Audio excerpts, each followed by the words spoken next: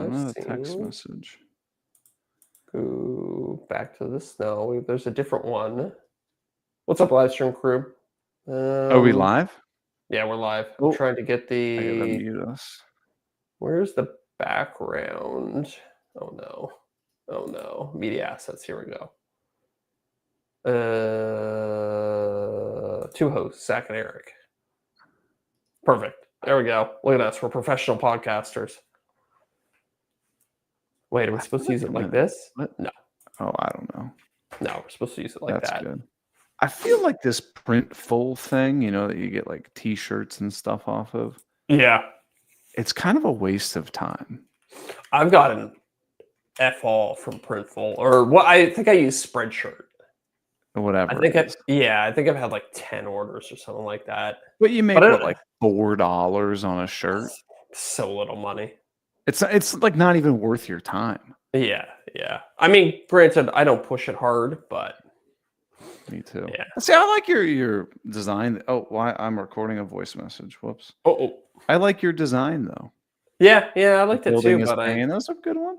I put it in a video that got like 500,000 views or something like that, and I think I don't know, I got like 2 or 3 sales. I was like, okay. It blows my mind the folks that are able to just push merch after merch after merch, and all they're doing is hiring some graphic designer to throw something on there.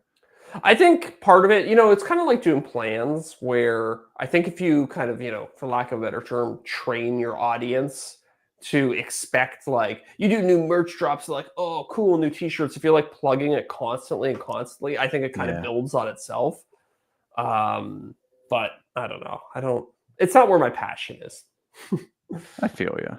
So maybe if some like cool, like if I had a student who came to me like, hey, I just graduated from, like clothing design school, whatever the hell that's called. It's like, I love your videos. Can we like work on some merch together, something like that? If I had somebody who's like passionate, I'd be like, yeah, let's do it. But when the companies come to you and they're like, hey, we'll handle your merch for you, and it's like, I don't know. No. Yeah, it doesn't spark any interest with me. Sorry, all right. You're going to take 40% of already no revenue. Exactly. I'm going to make $4 a t-shirt, and then we're going to split that 60-40. It's like, no. No thanks. Yeah. And I mean, I'm sure those designs are like the equivalent of like Fiverr designs. Like They're probably AI generated slop. They're probably like, like you can have AI generate logos and stuff like that. I'm sure it's the same thing. They do text now too. Yeah. But well, should we get this show on the road? Let's do it. Intro. Yes. Okay. 3, 2, 1. Welcome to Off the Cut. Dude, I haven't touched any wood in a long time. I don't care how long it is. Or you're trying to make eye contact with the person. Maybe you're looking at it from the wrong angle. Hell yeah. I'm glad we got the explicit out of the way early. If I'm going to put money into this, it's going to be great. And I guarantee it. Get it. Welcome to Off the Cut episode 1. Oh, I almost said the wrong episode. 166. Nice. For Thursday, May 29th, 2025.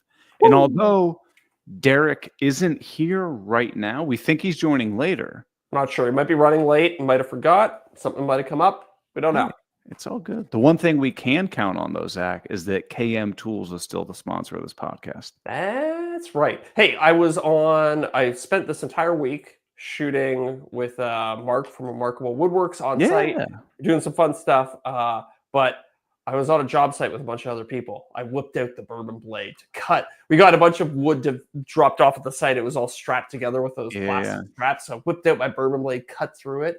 And all these people came up to me like, whoa. What is that? I was like, well, let me tell you, this is a bourbon blade. Okay. It's a knife. It's a chisel. It's super cool. And everybody was very impressed with it. They're like, where do I get it? I was camtools.com, baby. Well, did you tell them the other cool thing about buying a bourbon blade from camtools.com? What, that a portion of the proceeds from that will go to support the Katz Moses Woodworkers with Disabilities Fund? Damn right it does. I did tell them that. And they were like, wow, that is so nice of Jonathan to do that. All right. Did you tell them that everything at camtools.com, including the bourbon blade, is for woodworkers by woodworkers? I did. I also gave them the whole spiel that if it's in their shop, it's in their shop. And that means that they're not just pushing a bunch of cheap crap that they could get the highest margins onto people. It's actually stuff that Jonathan and his team, sorry, misspoke there, either designed themselves or they actually use. So, okay, yeah, ad read over. So a while back, Jonathan sent me a couple of those like chrome CMT table saw blades. Have you seen those? Yes, I have. Hate to say it, but I just started using them after I've had them for about 2 years. I just put them in the table saw.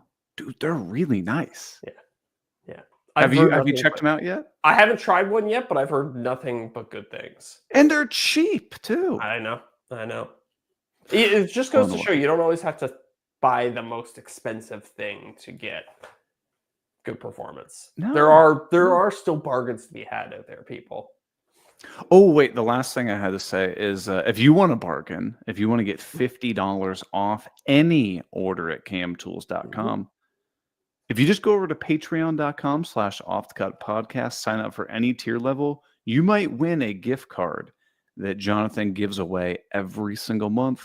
And we'll be doing that on the next episode. The first episode of every month, we give it away. Oh my God, it's almost June. It really is, isn't it? I know. Crazy. I know. It's nuts. So time flies. Well, let's get a cat out of the bag. The reason we had to move the podcast from Tuesday to Thursday, you were with Mark on the job site. So tell me about that. Yeah, so it's oh man, there were so many moving pieces to this partnership. So first of all, it's like a sponsored thing that we're doing. So it's a 3-day on-site build. We were Mark and I, plus more people, but we were redoing a local pizza restaurant's patio. So we built this like enclosed area. There's like a pergola over top to give them some shade. We did like a locking sliding gate system, some benches inside, bunch of seating. So it was fun. But in addition to that, we also brought out this this organization, I guess is the best way to, I shouldn't say company, and I don't know if charity is the right word either, but organization. It's called We Build the Dream, and it's all about getting women involved in the trades. So we also had a couple of female, I don't know that this will mean much to our American audience, but Red Seal carpenters. Red Seal is like a certification that, so they came out and they helped us on the thing. And then also a bunch of students from the local high school also came out and were helping us build on site too. So we had 6 students out there with us. So I was working with the school. There's a school in Toronto that has a really good trades program. Yeah. And I've worked with them in the past. I've done some other programs with them. So I said, send me your best 6 students. And they came out and they were, they were on the miter saw. They were building the fence with us. So we had some local news, some of the local news stations came out and like interviewed the students and Mark and the Red Seal carpenters too. So it was a lot. It was a lot. Well, I'm sure like not only did you have the project, but you had like you said, news outlets, you had kids around there. Like it was probably just you were like on and focused. Yes. And the whole time too, it's sponsored content for the brand that makes all the pressure treated wood, MicroPro Sienna. So the whole time, Mark and I are also planning out reels that we're going to be releasing on Instagram. So while we're working, and Bryson was there the entire time shooting us. So we're like, hey, Bryson, come over here. I have a tip to share. And then we do like a whole spiel, like, when you're working with pressure treated wood, when you cut it, you have to seal the ends with the cut and seal. And then we're like, okay, now grab a bunch of B-roll of me applying the cut and seal. Okay, go back and film the students. So it's like a lot of on-the-fly creativity and also just building a giant. It was probably, there's Deric. Hey! Deric's here. Deric is with us. Thanks for coming, man. Let's reorganize. So it was a big outdoor patio. It was probably like 600 square feet, 700 square feet or something like that. So it was a lot of also just building packed into 3 days. So we were there till pretty much 7, 8 o'clock every night. So and we were starting at 7 a.m. So I was just wiped at the end of the day. So it's like, I don't think I can do the podcast. I saw the one of the IG stories. Mm-hmm. It looks like a pretty cool little build out. Like looks like you had some little door type scenario. It was like a sliding gate that like bypasses. It's pretty cool. Mark actually designed it all too, which was really cool. It was his first year playing designer for us. Okay. So we had a good time with that.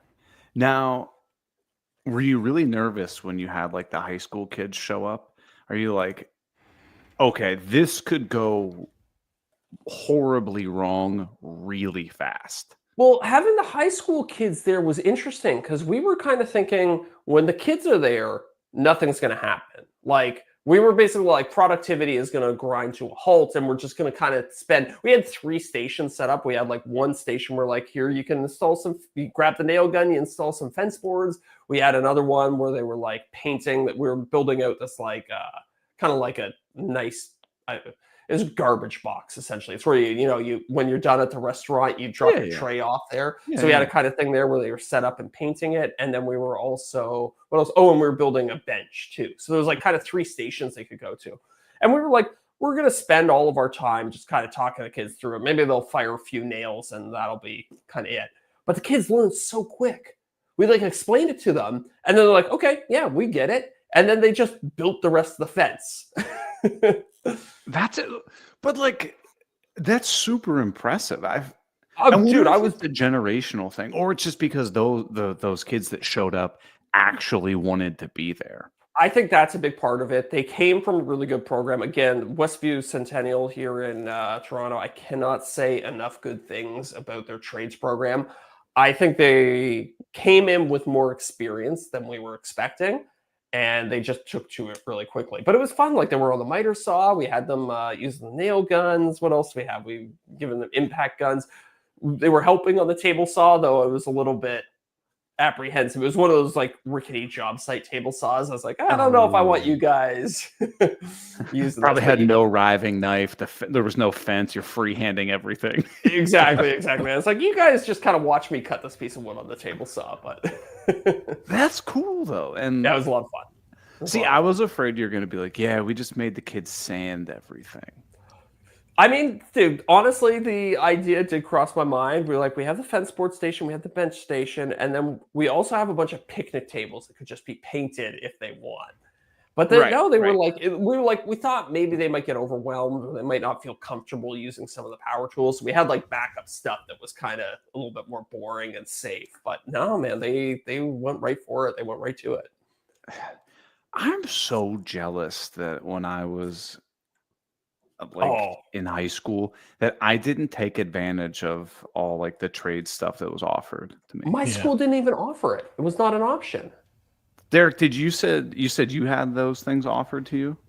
We had them. We had a full, shop class. We had an automotive shop class specifically, and I think there was even like a trades like certificate training or something like that you could do where you do a little more in-depth type stuff, machining and stuff like that. But it was all like our school was built like a horseshoe and well, more like a J because it was like really long on one end and all that stuff was all the way at the other end, like the farthest it could be, with like horticulture and all the other stuff that like I wasn't into any of it, so I never made my way down there. I didn't even know it existed until like my sophomore, junior year, and then at that point I was already into like journalism and stuff, photography and stuff like that, so I just didn't even, but I did it in middle school. It was a lot of fun in middle school.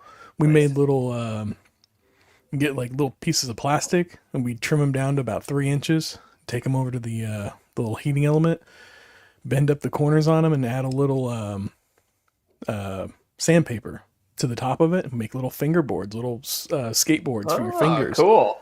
Yeah, this was in like mid 90s. This is before tech deck was a thing or anything. So we're just making these and like we'd paint them and then put the sandpaper on them, and it was always fun. Or we'd make little knickknacks like boxes and stuff like that. I took some football playing cards because I was collecting football cards at the time, and I glued it to like a piece of pine, and then I'd cut out the character, like the football player, because it would be like a full size football player on the card. And then they'd have their name in like a little box in the bottom. And so I cut that around and they would just be like a little stand-in that would go on my shelf. And it was just like a little wooden 3-dimensional almost of like a football player. And I was fun stuff like that we did in class. Like, I feel like my school was so like generic in the stuff that they offer. Like you had like your choir, you had like your Choir? painting and your That like you go sing and stuff. My school had nothing like that. No? Oh, wow. Did you have like the theater, like the acting thing? We had drama class, which was yeah. You know, we had like painting. I think we had photography, but like we had photography, yeah. We had wood shop, but I mean, we had a lot of tools, but some of the instruction was iffy. I guess you have to.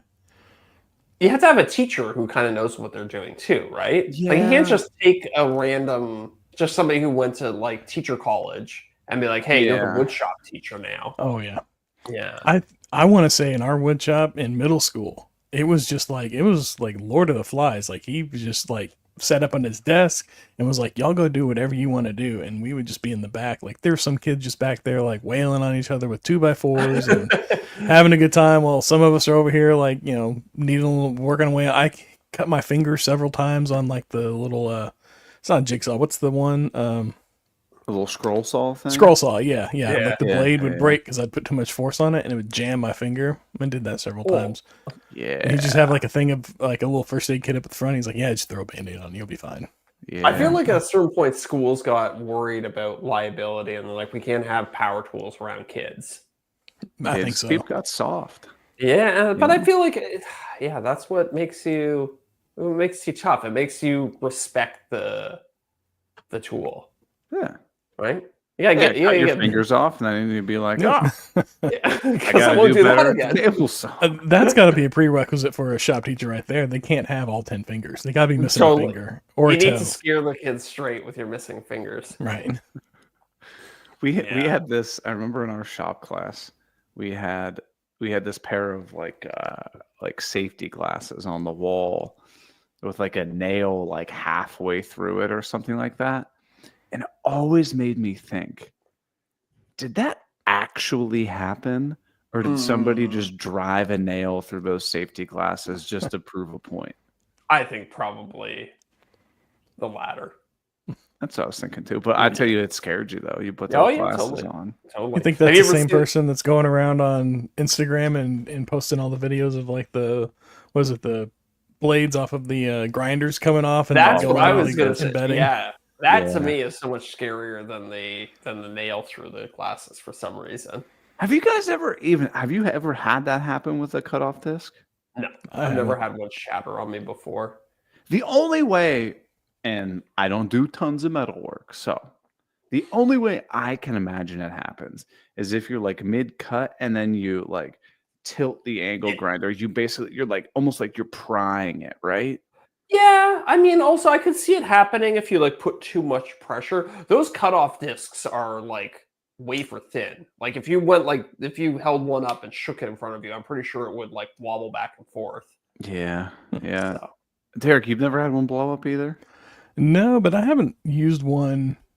I wouldn't say I've used one a lot. Like I've used one maybe a dozen times. Yeah. For this, that, or the other. The most extensive I've used one was actually recently. I used it to cut off a lock on a storage unit. Other than that, it's just been to kind of like grind down something really quick or sharpen my lawnmower blade. That's about the extent of my use of it. Oh, Joe's saying that Cam at Blacktail did a video and he couldn't duplicate any of those safety glass impacts. I'm sure those might all just be. This is a conspiracy. It is a conspiracy. Yeah. It's all just too perfect. It's always just like right there in the middle, right at the eye. Yeah. Never anywhere else. Yeah. How do you think always they the fake it? Do you think they use like an oscillating multi-tool to cut a little channel and then stick the blade in? Maybe they heat up the blade enough that it'll melt the plastic and they can just shove it through. Or maybe they just use the angle grinder to cut into it. Oh yeah. Stop it and then just break it in place. Yeah, just take some pliers and shove it in there. Take the pliers and hold it in place and just hammer it down. Yeah. All right. If you now, I'm not going out on a limb saying it's fake, but you can read between those lines. If there was one tool or whatever that you could make a quote unquote fake safety PSA, what do you think it would? What tool would it be? And then like how would you present it? I want to say the domino just for the clicks.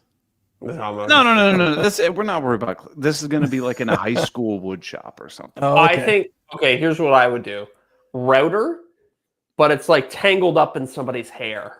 Exactly. Some hippie with a ponytail. Yeah, exactly. And it's like I was gonna say router, but this is extremely graphic, so I'm so sorry, everybody.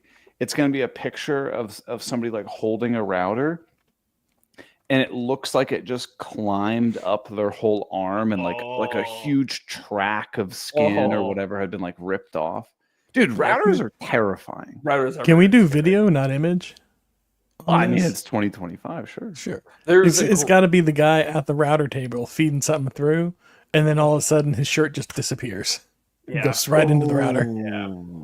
Okay. Wearing a long sleeve shirt or something, it just gets sucked right in.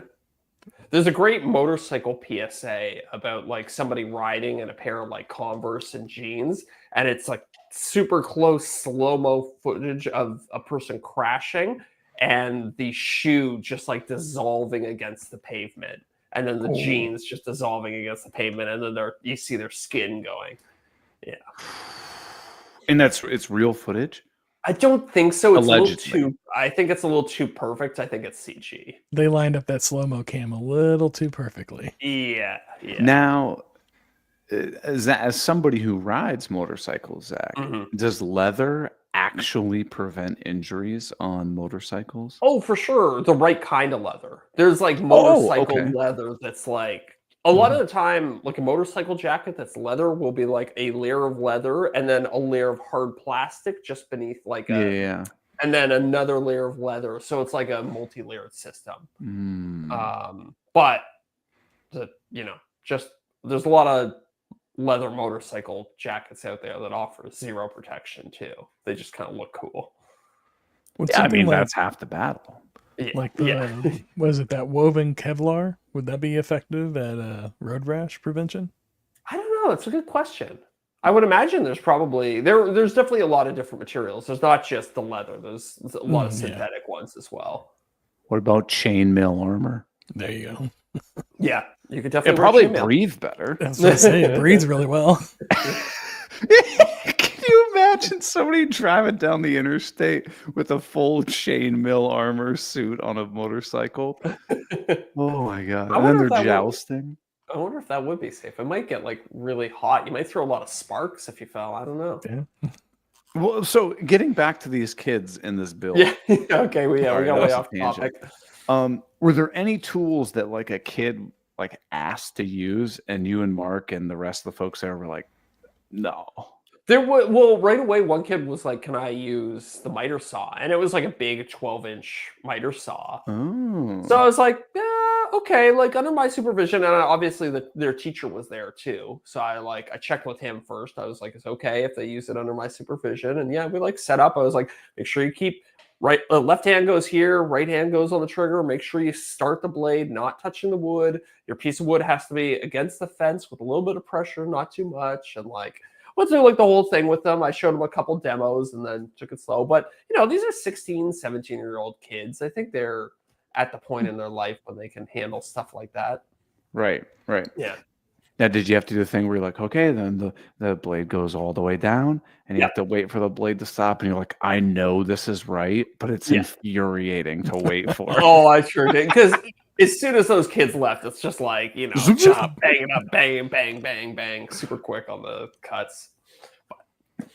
But no injuries. Everybody was good. No injuries. Everybody was fine. Look, I know I'm a big fan of the saying, like, you have to know the rules before you can break the rules. Fair. Like it's there. Yeah. If you understand why that rule exists, you do it for the first years of carpentry. When you have respect for the tool, you know how to use it. It's like, okay, now I know that if I'm very careful, I can lift it up. I just make sure I don't get my fingers anywhere near the blade while it's still spinning, and blah blah blah. You typically don't have issues with that if one, you don't have any like tension or like your boards. If your boards are like bowed or whatever, because then when you make the cut, you lift it up and now the teeth like hits the other one. Yeah, that would be an issue. Or if the off cut is like in that like 1 inch gap of clearance, sometimes it'll like fall there and then shoot back or whatever. Yeah. But I've definitely been hit in the face with those little teeny tiny cuts before. But I've had some, some not. I had some kickback on the miter saw before for sure. Yeah. But the scary thing is on a slider or whatever, like you're cutting lumber and then it wants to like jump back at you. Yeah. You're like, oh man, good thing this thing's on rails. Right. Well, and like especially like now I have it bolted down to. Oh, like, if you don't have it bolted down or like on a mobile station or something, like it can hop on you. Oh yeah. Yeah, it's true. Well, that's why so many people take like multiple cuts and stuff like that. Yeah. You got to release the tension on the wood. I tried to explain that to one of the students too. He was like, "Could you like stack a bunch of pieces of wood and cut them all at the same time?" I was like, "Have I done that before?" Yes. Are you supposed to do that? I was like, "Definitely not," because you can end up with there can be like little spaces between the pieces when they're because every piece of wood is not straight, and then they can. When you cut it, you release that tension, the piece of wood moves, gets caught in the blade, and gets thrown right back at you. Yeah.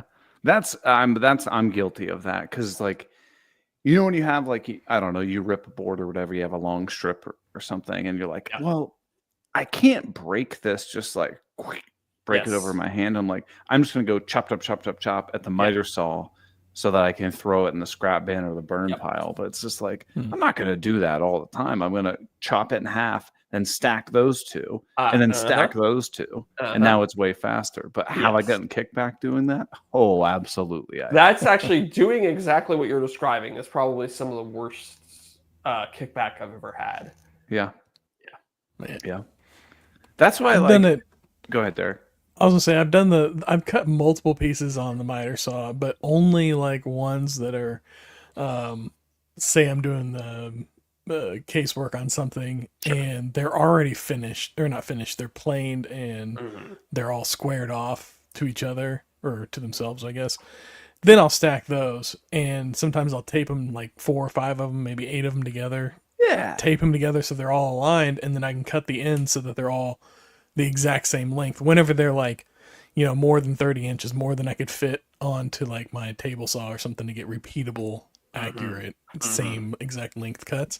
But those are all milled down so that I don't think the tension or the spacing is as much an issue, and usually it's just like the last like maybe half an inch off the end. Yeah.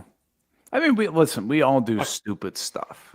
Every woodworker breaks all of the woodworking rules at some point. It's just, it just is what it is. Like you ever start pushing a cut through the table saw, and then you're like, oh, nope, and you just pull it back. Yeah, of course. You shouldn't do that. No, you're not supposed to. I did that once, and it kicked back on me, and I haven't done it again. Yeah. Or when there's a lot of tension in the wood, starts pinching the riving knife, and you just push it harder. I'm just gonna push my way through this one. I do that one more than I care to admit. So that was actually one of my in my last video I put out like woodworking myths or whatever, and it was kind of the idea of like, oh, you need to buy new blades, but really you just need to like clean or sharpen them, and then with that, like if you just push on the piece of wood where it's going through the table saw, like stop. I tell you what, I only looked through 2 videos to find a raw clip of me doing that. It was pretty easy to find a clip of me doing that. Do as I say. I didn't have to go back far. I'll tell you that. Oh, dude, there was this was years ago now, thinking back on this, but there were projects where I was cutting a bunch of scrap walnut that I had, and I didn't really realize at the time I was really forcing the wood through the blade, and the shop just filled with smoke just from burning through the blade. And I was like, I didn't realize until I stopped, but I looked around and I was like, is there a fire in here or something like that? I was like, no, you've just been cutting dozens of pieces of wood on a a blade that really needs to be cleaned, and then the wood has a ton of tension in it. Yeah, I've definitely done that. And the worst thing about that is that smoke smell lingers so long. Yeah. Oh, but if it's the right wood, it's a What's nice that? smell. I said, but if it's the right wood, it's a nice smell. It's pleasant. Like it was walnut. Walnut doesn't smell good when it burns. I don't think. Yeah. At least it wasn't red oak that smells like urine. Yeah. That's true. That's true. Yeah, red oak is probably the worst smell. Oh no, Ipe. Have you ever worked with Ipe before? Yeah. No. Oh, it's smelly. Smells nasty. Where do people get these wild ass species of wood? Yeah, you get a hardwood dealer. Yeah, I think Ipe is Brazilian. It's Brazil where they grow a lot of it. But like something like that's got to be $20-$30 a board foot, right? Oh, dude, not necessarily. Yeah. I think it depends on where you live. Sure, very true. But yeah, some Ipe during the pandemic was brutal. I remember buying like 5 board feet of it, and it was like $150 or something. Yeah. So like, do they have Deric and Zach? Do they have both of you guys? Do they have that at like your regular lumber yard you go to? I was just looking mine up. Ipe was huge here for a while for decks because it's so dense and so hard. It's also really water resistant. It went through a really popular era here. So you could find it not at Home Depot or Lowe's or something like that, but a specialty hardwood dealer, they stocked it pretty readily. I know my guy had it at one point because I got some for something a couple years ago, but I'm looking on his website now. He doesn't have it now. Yeah. You guys ever? I was thinking about this the other day because the lumberyard that I really like is like 45 minutes away. Mm-hmm. And we talked about them. Sometimes they're just not there, right? They're never in your backyard. Right. There's one closer, but they have a smaller selection, blah, blah, blah, blah. I was thinking, have you ever like gone on like classifieds or whatever that somebody's just like, oh, selling a bunch of walnut slabs or whatever, and like bought any of that stuff? Or do you just assuming that it's just pure garbage, probably has tons of insects and stuff in it, isn't properly dried? Like, that's my concern on those is the drying.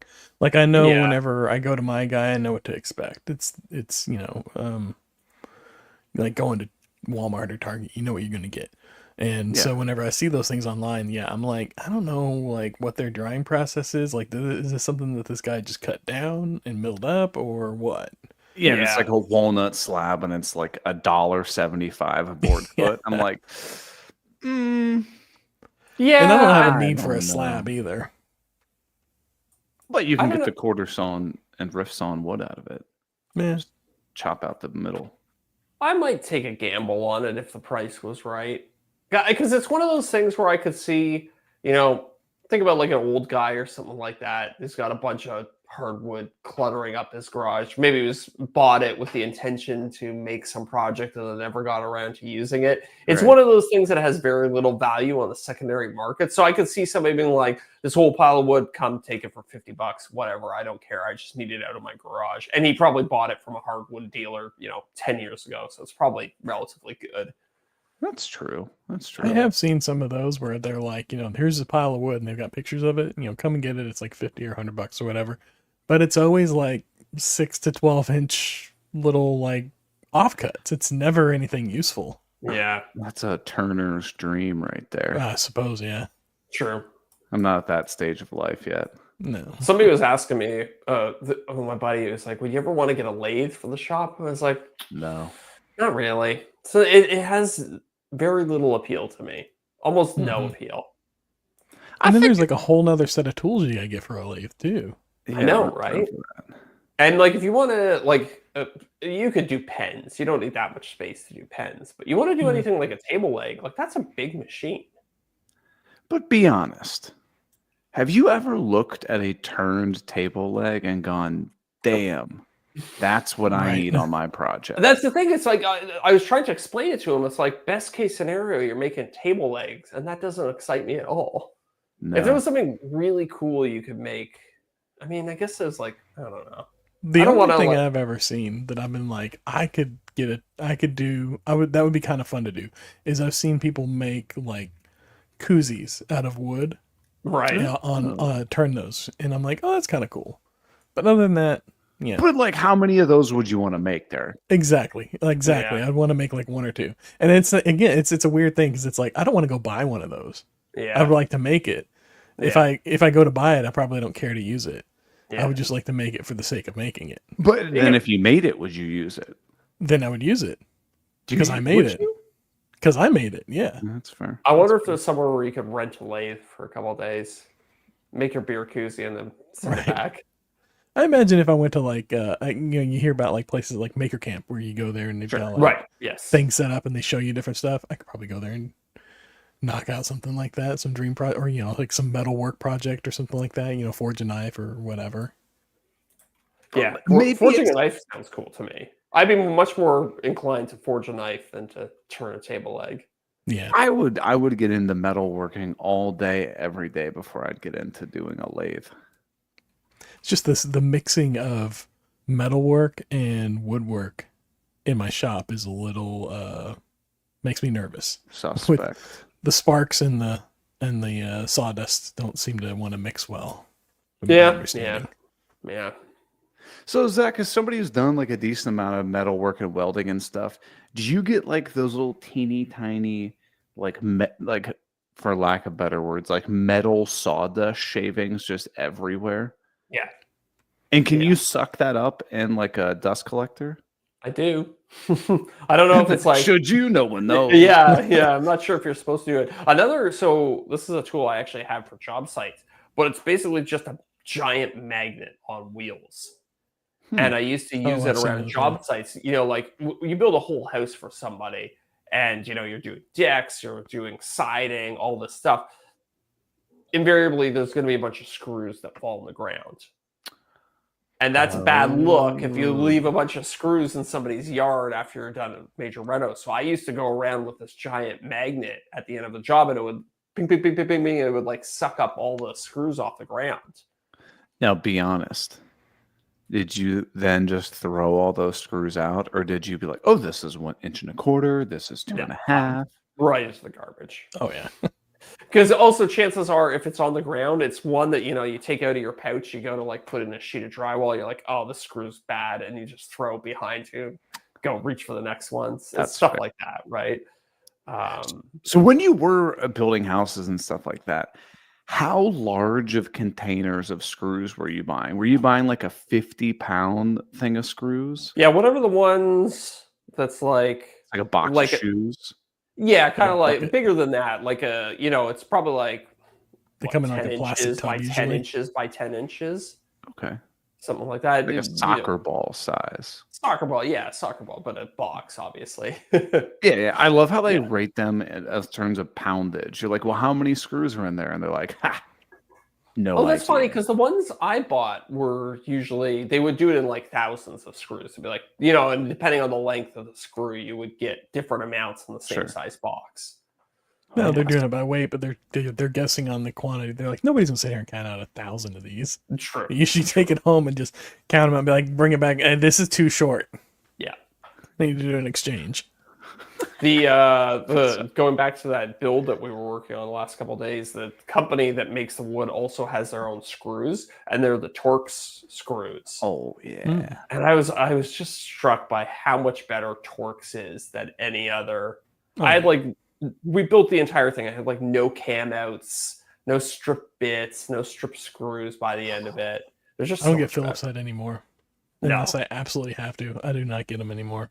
The only time I ever get Phillips now is like when you buy like some cheap piece of furniture off Wayfair and it comes with screws. That's the only time I ever see Phillips screws anymore. If I get drywall anchors. Those still have drywall I kind of understand because every man.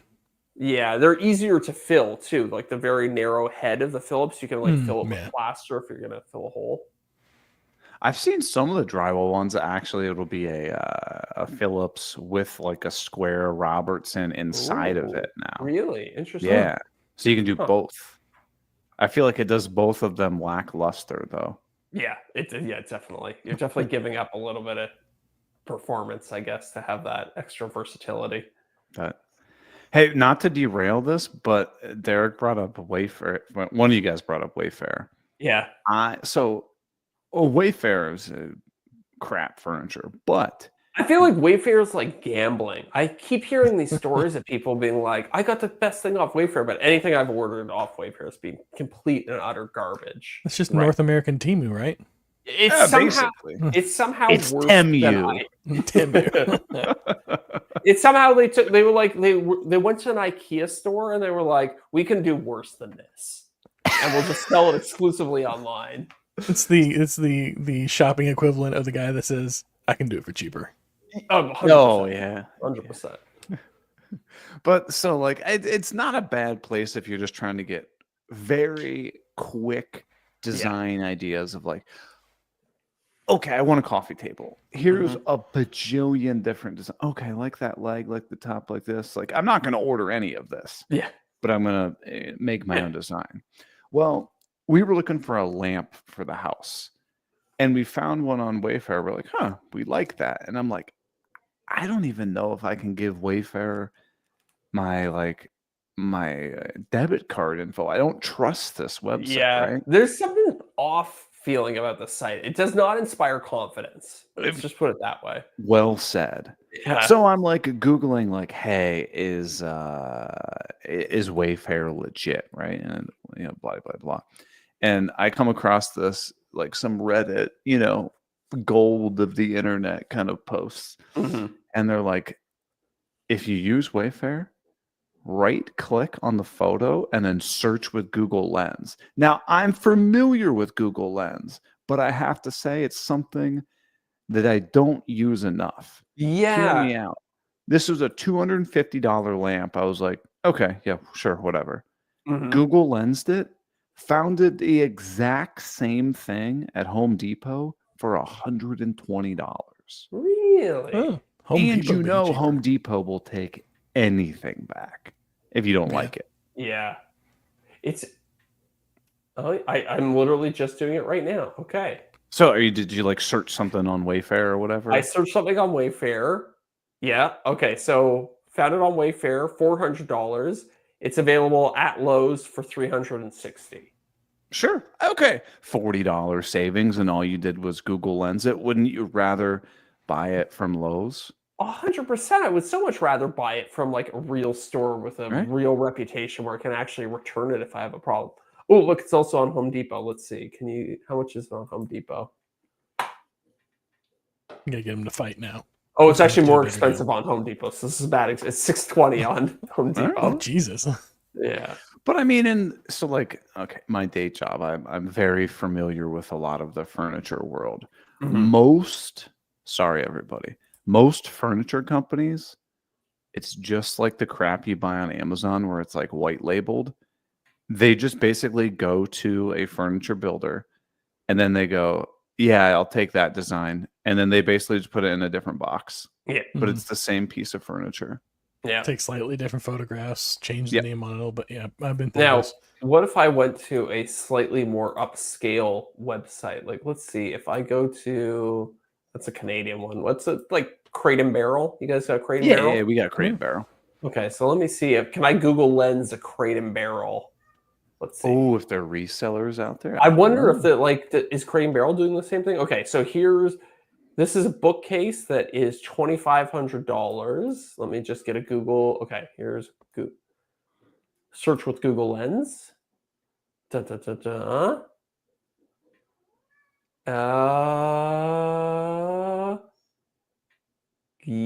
I think I found it on Walmart.com. $463. Same photo?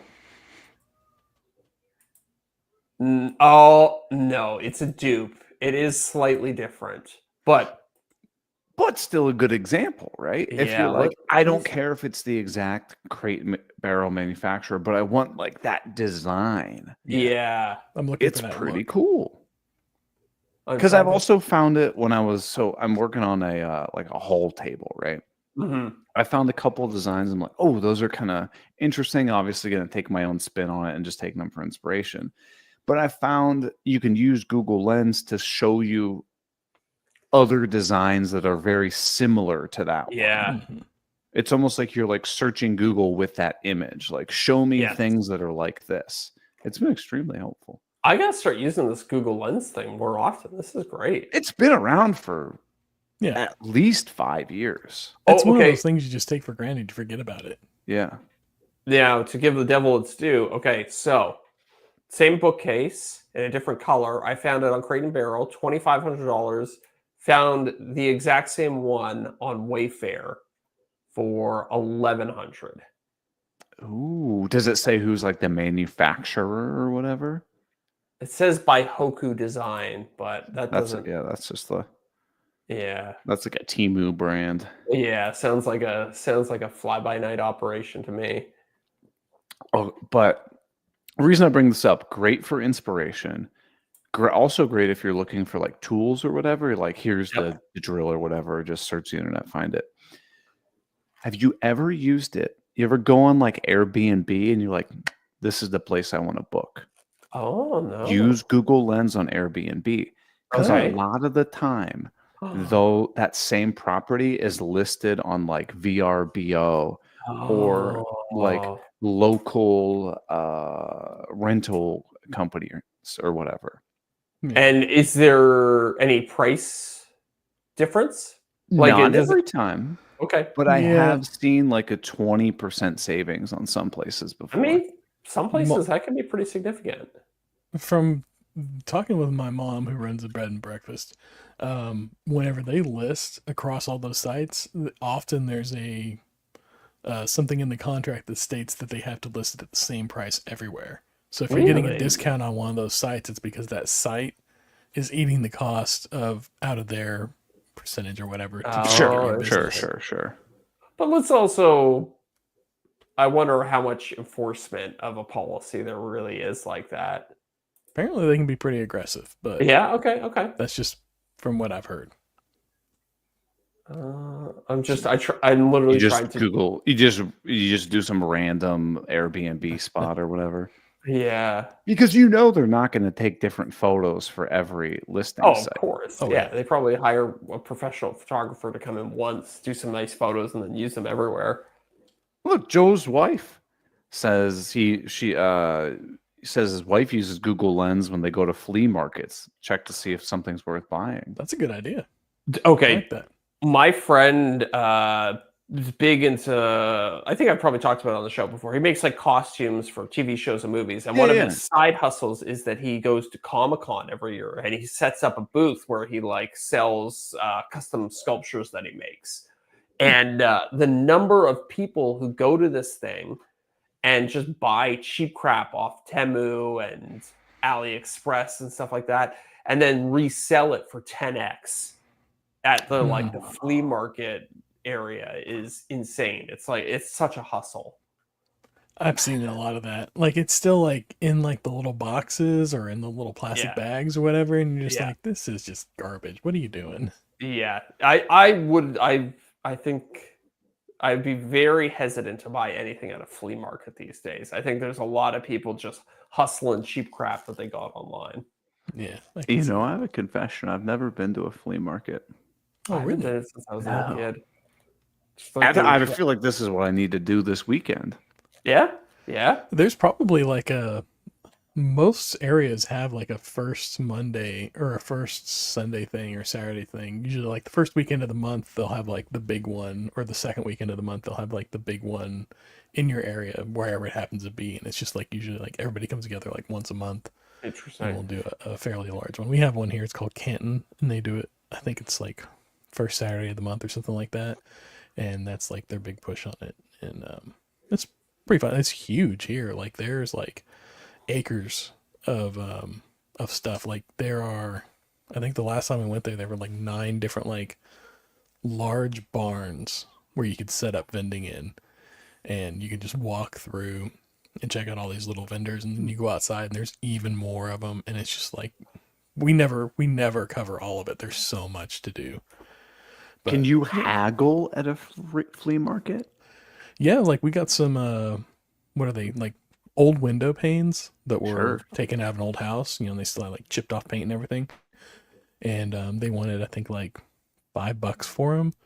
And we were talking with them, and we ended up getting 3 of them for like $12 or something like that. So we saved a couple bucks on it. Huh. But, yeah, Dude, haggling is a rush for me. Yeah. I'm always too scared to do it. I'm like, maybe I'm going to offend the person. You know what I mean? I'm of the opinion, set the price at what you want it to be, and I'll pay that. And if it's too high, I'm going to walk away. I don't want to deal with haggling. Yeah. Although going to buy a car, I'm like, all right, I'm going to battle. To me, against car that's my least favorite. I'll do it, but it just pisses me. Like, just give me the damn car. I know. You're already there for a whole day. And even after you agree to the price, you're there for hours. Dude, it's like, I've already agreed to your tire terms. and wheel protection Release the prisoner. plan, paint protection film, ceramic coating. It's like, F off. Cup holder protection. I don't need all this. Here's what you need to do when they try to sell you all this crap you don't want. I think this is from Seinfeld or something. It's from some show. You go, oh, I was under the impression that I was buying a quality car. You're already telling me it's going to fall apart? Yeah. Oh, I should probably just buy something else somewhere else. And they'll be like, no. Be like, no, you're telling me that it's going to fall apart and I have to buy this extended warranty and all of these, the paint protection and stuff. So you're telling me that the paint sucks on this car. Right. I should probably buy something different. Yeah. I can't wait to pull that next time I buy a car. I don't remember where I heard it. I'd be curious if somebody comes back at you with some clever, like they've heard it before and they're like, I got you. Yeah. Or do the Seinfeld, take one more step and I'm out of here. And also, sorry, going back to the flea market conversation, I also feel like there's the opposite exists now too. There's people who will go around flea markets with with their phone and have eBay open, and they'll be like, "Oh, this thing is selling for $35 here. It sells for $100 on eBay. I'll just buy it." Like it's like a little side hustle for them, and I don't know. I feel like they've kind of ruined flea markets to some degree. Yeah, like you're saying, all the valuable stuff gets picked through. Yeah, I think the internet in general has ruined flea markets. Like the fact that you can look up the price on anything. Yeah. Yes. Yeah. Flea markets and like any used anything. That actually reminds me. I went to a flea market not long ago, so I was wrong earlier when I said I hadn't been since I was a kid. Sophie and I went to one recently, and it was this massive flea market, old warehouse. It was like 3 or 4 stories. And I was going through it and I was like, oh, there's actually like all sorts of like vintage video game stuff here. And I kind of know that market.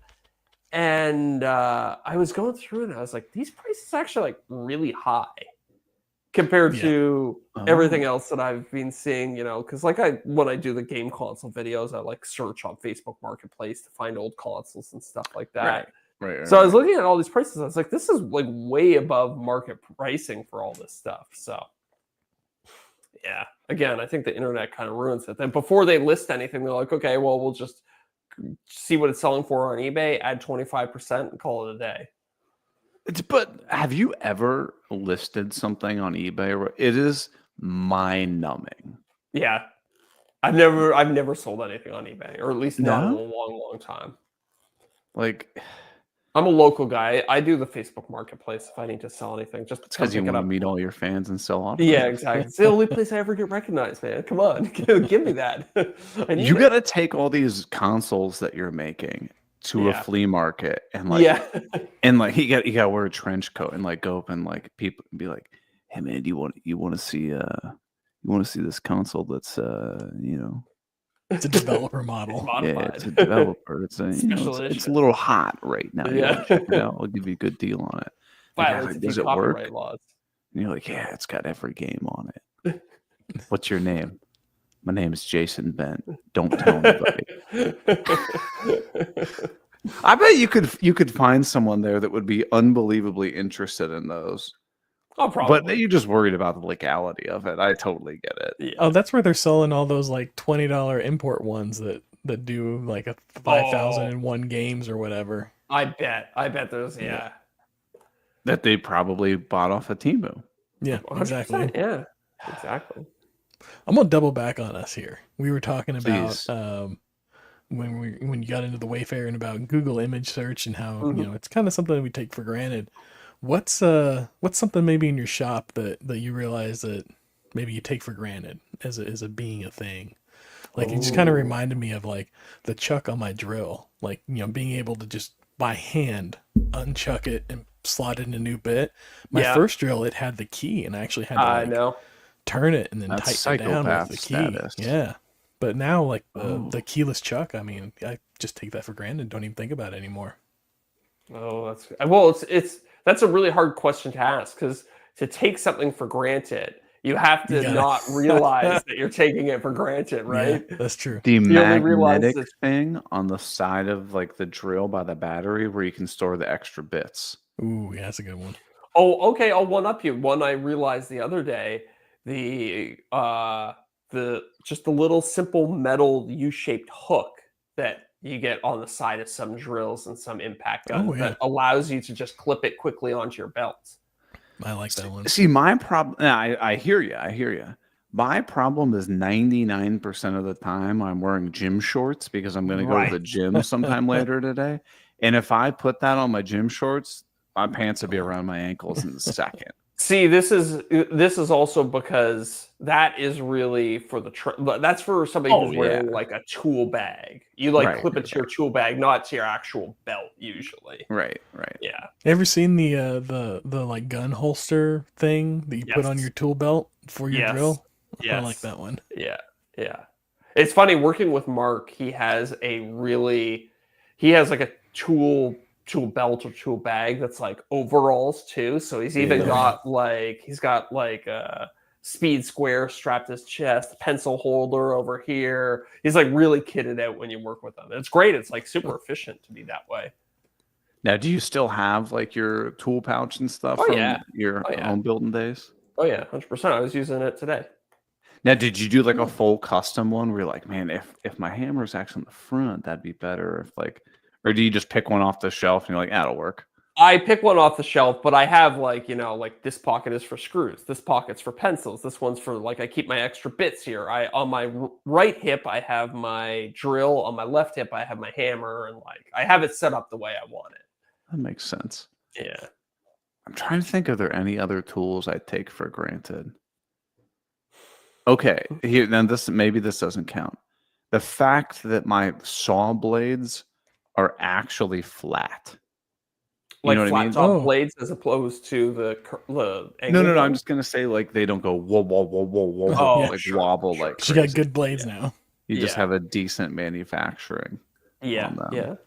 Yeah, I can see that. I don't know. The one of the things I still don't take it for granted that blows my mind is the fact that I can run my table saw and my dust collector at the same time. Yeah. I still look back after a cut and I'm like, that's wild. Yeah. Electricity blows Eric's mind. I know. I have not blown a breaker yet. Well, hey, let's power tools in general, right? If we didn't have power tools, trying to do the things we do with only hand tools would be. I wouldn't. I would. I don't think I would. Zach, your channel wouldn't exist. No, I know. It's a strange world to have YouTube and no power tools at the same time. Right? Yeah. Oddly, though, there is like a big you ever see those primitive building shows on YouTube? That's where it's weird that on the highest tech platform, one of the most popular forms of content is the lowest tech form. Watching people dig in mud. Yeah, exactly, and slap stuff together with mud, straw huts and stuff like that. There's no way they're doing that in a day. No, it's all fake. It's all fake. 100% fake. There's an excavator just slightly out of frame. Right. I told you when I was like, okay, I got to figure out some thumbnail ideas or whatever. Opened up an incognito tab. We talked about this. Yes. It was like a fashion, Mark Rober, video game. And one of the other ones that came up was one of those building things where it's they built this thing by their hands or whatever. And I was like, that's so interesting that it's literally just a screen grab is their thumbnail. Yeah. That's where I got that idea from. Yeah, totally. 100%. You know, it is what it is. Yeah. Oh my god, dude, I'm starving for some reason. I don't know why. I think it's because I got Indian food that it's in the oven. I put it in one of those big like cast iron like baking dishes. So you just like pop it in the oven. Dutch oven. Oh yeah, man. You smell it cooking right now? Up here. I smell it up here. It smells so good. You know what I realized? I didn't tell you anything about my Ford Maverick trip. Oh, the man's truck. What do you think? The Honda Ridgeline or the Ford Maverick? Save it for the after show. Oh, yeah, we are at the hour mark. Okay. I feel like this isn't no pun intended. This isn't a drive by. You probably have a lot of things to say about it. Okay. I got thoughts. Got a bit of a wind up. Yeah. Yeah, you're gonna be a real maverick out there. Yes, sir. Now, was it like a new model or was it? It was what they call a mid-cycle refresh. So same body style, but it had like new features. They had like, you know, the new wheels. They redesigned the grille and stuff like that. Like a 25.5 or something like that. It was like, you know how like they'll do, okay, so say they have a car in service, like a model for 6 years. Usually around year 3, they'll change things up. They'll give it like new headlights, new front bumper, maybe rework the infotainment. Zhuzh it up a little. Yeah, exactly. Make it a little fresher to keep the sales up. Yeah, but then by and large, any piece or aftermarket thing you would buy would fit all of those, right? Yes, yeah, exactly. I feel you. I feel you. Well, I'm excited to hear about this. Mm-hmm. Should we do it? Should we go over and have truck chat in the after show? Truck chat. We can truck off. Truck off. Yeah, so I'm down with it. All right. Well, it's been an hour, so everybody, thanks so much for hanging out with us as always. We're gonna head over to the after show, the bonus show, the deep cut. Hang out with the dogs over on patreon.com/offthecut-podcast. Join us there or not. It's up to you. We'll be back here next week, so you know where to find us. See you, everybody. I want to give a huge shout out to our returning top tier patrons: Corey Duvall at Woodcrafts and Honey, Josh at Sawdust Bills, Joe Welsh at Delaware Valley Workshop, Goblin Spanker. You can't say that anymore. Building Creative. Bingo bango, you're done. Zach, to be honest with you, I don't even know if I followed you. You should stop. I like the deep cut for the name of the after show. I like the deep cut. I'm gonna try something. Hold on. Okay. But you know, we can keep talking. I'm just hoping somebody in the live audience to comment, because I turned on comments on stage. I'm curious because it's beta. I want to see what it looks like. Show count. Okay, somebody listening. We'll see now. Somebody's gonna put something vulgar. This is all getting cut out anyways. Show comments. That's true. That's true. We gotta wait. We're on a delay. We're on like a 1 minute delay or whatever. Oh yeah, she's long. But yeah, Joe, get the truck out of here. I already missed. Wait, what if I made? Oh, hold on. I can handle this. Oh, there you go. Yeah, you can make a comment. Oh, test. All right, let's see. Oh, on right corner. Yeah, we can. Do that. It's very small. Yeah. Yeah, can we make it bigger? That's what she said. Thanks, guys. Yeah. Well, I could see that it's not like it doesn't just absolutely decimate or take over. It's not like if we hit this button, right? We hit that one, like yeah, that one looks better. I wish we could move it to the upper left-hand corner where we have a logo. You drag. Yeah, I'll play with I just wanted to see what it looks like, because I can play with the layout and everything and make it work if it. Oh yeah, look, true. I guess we could. You can actually take your mouse over the text and like copy and paste it. Oh yeah. See? Oops. Yeah, because you can't do that over on the other side. I mean, it looks like hell, but I still was able to get the. How come I can't move myself into the top right corner or top left corner? Oh, because that's not a photo thing. It's just a. Okay. You do the Brady bunch. Oh, My thing's breaking. Oh. No, I still can't do it. Yeah, because if there's only 3 of us, that one it starts with I think where Eric is, and then clockwise it adds to him. Oh, making me dizzy. Why did it start in the top right corner? That's weird. You're getting thrown wall to wall. All right. Should we head to Aftershow? Yeah, live stream. Thanks for hanging out with us. Always, we appreciate your supports, and we'll see you next week or see you over at the Aftershow. Thank you for beta testing with us. Yeah. Roger. And stream.